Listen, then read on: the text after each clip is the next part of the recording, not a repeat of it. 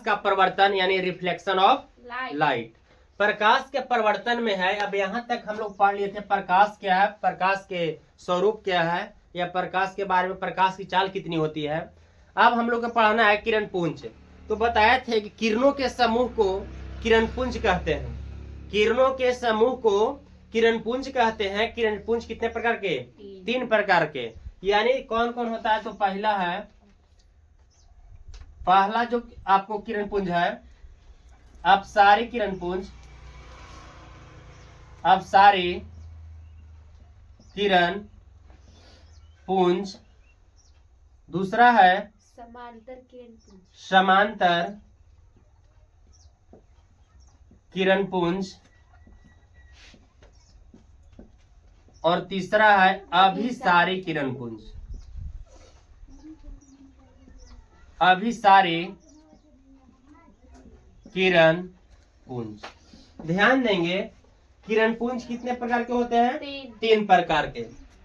अपसारी किरण पुंज, समांतर किरण पुंज, अभिसारी किरण पुंज। हम तीनों के बारे में आप यहाँ पर डिफाइन कर रहे हैं। पहला है अपसारी किरण पुंज। वैसे किरण पुंज जब प्रकाश की किरणें एक बिंदु से निकलकर क्या होती है, चारों दिशाओं में फैलती है, उसको बोलते हैं अपसारी किरण पुंज। वैसा किरण पुंज जब प्रकाश की किरणें एक बिंदु से निकलकर चारों दिशाओं में फैलती है, उसको क्या बोलेंगे? अपसारी किरण पुंज। जैसे एक बिंदु है, यहाँ से निकलेगा प्रकाश, इधर भी जाएगा, इधर भी जाएगा प्रकाश, इधर भी जाएगा। ये जो है आपको कौन सा है? तो कौन आपको है? अपसारी किरण पुंज। समझ में आ गया? दूसरा आपको है जिसका नाम है समांतर किरण पुंज।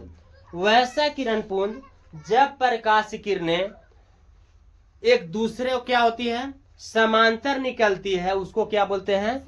समांतर किरण पुंज। जब प्रकाश की किरणें एक दूसरे के समांतर चलती है या निकलती है, उसको कौन सा किरण पुंज बोलते हैं? तो समांतर किरण पुंज। ये जो आपको देख रहे हैं कौन सा किरण पुंज होगा? तो समांतर किरण पुंज होगा। समझ गए? तीसरा को हम लोग डिफाइन करेंगे अभिसारी किरण पुंज। वैसा किरण पुंज जो प्रकाश की सभी किरणें एक बिंदु पर आकर मिलती है, उसको हम लोग क्या बोलते हैं बाबू? अभिसारी किरण पुंज। जब प्रकाश की किरणें एक बिंदु पर आकर मिलती है, उसको बोला जाता है कौन किरण? अभिसारी किरण पुंज।